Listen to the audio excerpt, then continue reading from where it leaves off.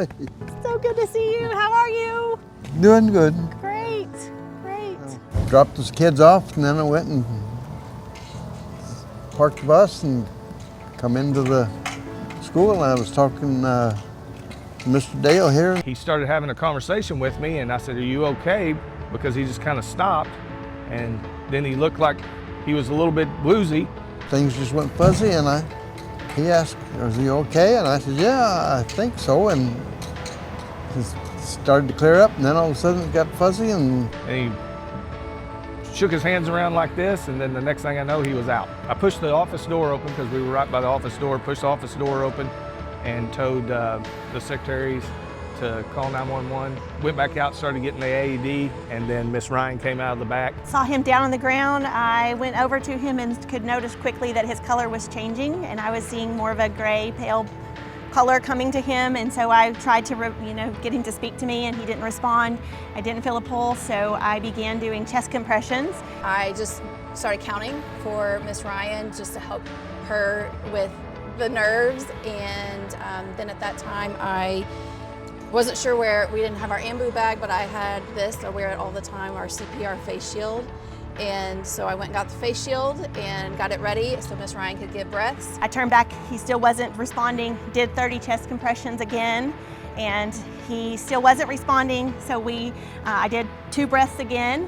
Miss Wright was at that point, she was working on getting his shirt cut open so that we could get the AED on. And I realized we couldn't get it unbuttoned, so we just ripped it and the buttons went popping everywhere, and cut his undershirt so we could get the AED ready. And Mr. T by then had the AED patches ready. And as she's going to put them on, I look down to do the next round of chest compressions, and his eyes are open. I woke up and Mrs. Ryan was right there in front of me and above me. And everybody started asking a bunch of silly questions.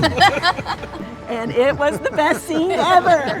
And then I start going, "Mr. Dale, stay with us." I start patting him and saying, "Stay with us, stay with us." 1, 2, 3, 4, 5. Shock delivered.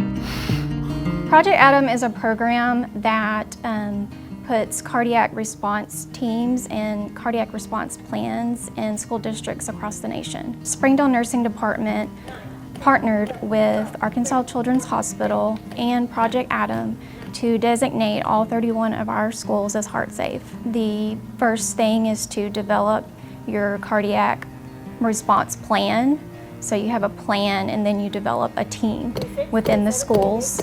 And then the nurse teaches the team different roles. Everyone has a different role.